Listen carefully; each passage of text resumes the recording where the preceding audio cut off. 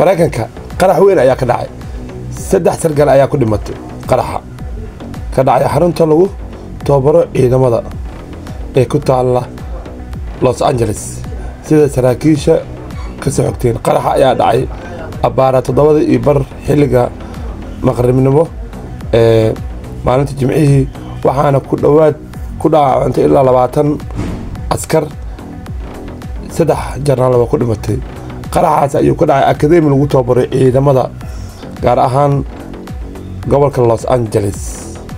qaraxa oo ku jiraan bambooyin sababta saddexda qarax ay weli wax ku socdaan baaritaan, laakiin booliska ayaana weli xaqiijiyay qaraxa sababta u dhacay iyo cid ka dambeysay iyo waxa loo adeegsaday.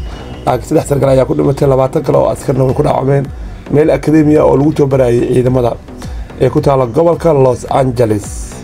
maraykanka ayaa la yaabayahay qarax ka dhaca. ogow adduunka meel kasta qarax uu ka dhacaa oo dal walba qarax ka dhami jirto. dad badan ayaa la yaaban warbixintan ee BBC daawacday in qarax weyn uu ka dhacay maraykanka akademi lagu tababaray ciidanka. 3 sargaal ay ku dhinteen, tiro intaas ka badan ay ku dhaawacmeen. maraykanka ayaa weli raadinaya qaraxaasi cadeemihiisa sida uu dhacay iyo qaabka ayaa ka dambeeyay iyo wax loo adeegsaday. laakiin qarax waxaa la sheegay oo adeegsaday dhowr bambaano oo la isku soo xiray oo gaar lagu soo qaaday kadibna goobta la dhigay abaara 7:15 oo fiidnimo ay ahayd. weli dad badan ayaa la yaabay in maraykanka uu qarax ka dhaco, dad badan ay ku dhintaan sababtoo ah wadanka qowada ugu weyn adduunka amnigiisa ay safe tahay.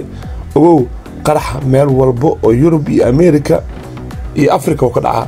hadaa ogeyd in Soomaaliya kaliya oo qarax oo maartay oo ka dhaco, halkaan maraykanka ayaa qarax weyn ka dhacay. 3 qofood oo sargaal ayaa ku dhinteen, tiro intaas ka badan way ku dhaawacmeen. qaraxyada maraykanka ka dhacna waa wax aad iyo aad badan ay la yaaban yihiin in maraykanka uu qarax ka dhaco. intaas security leh, intaas ciidamo leh, amnigiisa safe yahay. sababta oo qarax ugu dhici kara maxay tahay maraykanka? maxaa sababay? booliska ayaa cadeemo raadinayaan sababta qarax u dhacay, cidda soo gelisay. ilaa hadda warbixin dhammaystiran lagama hayo qaraxaasi, goobta cidda geysatay iyo qaabka loo soo qaaday iyo ilaa hadda cadeen sax lagama hayo. laakiin booliska ayaana ku maqan arrintaasi in qaraxaasi sababta u dhacay. laakiin geerida hore ayay ka sheegeen 3 sargaal ayaa ku dhimatay, 20 kale oo askar kalena way ku dhaawacmeen. waa meel akademiya lagu tababarayay ciidanka booliska ee gobolka Los Angeles. waa gobolka ugu ammaanka badan, waa gobolka ay joogaan dadka milyaneerada iyo qarax ka dhacay. ogow marka dal walba qarax uu ka dhici karaa oo Soomaaliya kaliya inuu qarax ka dhaco muddo Afrika. maraykanka ogeyd oo amnigiisa safe ahay ayaa qarax xooggan ka dhacay oo askar badan ayaa lagu laayay. ilaa haddana qaraxaasi sababta u dhacay, qaab ayaa ka dambeeyay, ilaa hadda lama soo shaacin. maraykanka qarax weyn ayaa ka dhacay.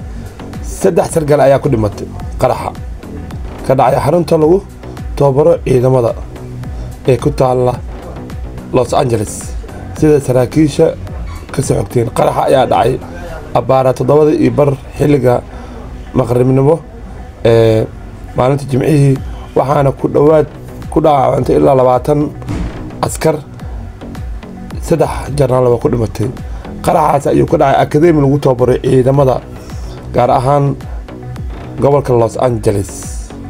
qaraxa oo ku jiraan bambooyin sababta saddexda qarax ay weli wax ku socdaan baaritaan, laakiin booliska ayaana weli xaqiijiyay qaraxa sababta u dhacay iyo cid ka dambeysay iyo waxa loo adeegsaday. laakiin 3 sargaal ayaa ku dhimatay, 20 kale oo askarna way ku dhaawacmeen meel akademi oo lagu tababarayay ciidamada ee ku taala gobolka Los Angeles. maraykanka ayaa la yaabayahay qarax ka dhaca. ogow adduunka meel kasta qarax uu ka dhacaa oo dal walba qarax ka dhami jirto. dad badan ayaa la yaaban warbixintan ee BBC daawacday in qarax weyn uu ka dhacay maraykanka akademi lagu tababaray ciidanka. 3 sargaal ay ku dhinteen, tiro intaas ka badan ay ku dhaawacmeen.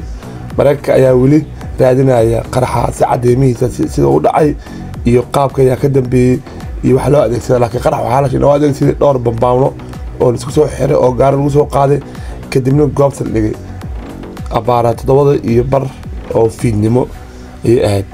weli dad badan ayaa la yaabay in maraykanka uu qarax ka dhaco, dad badan ay ku dhintaan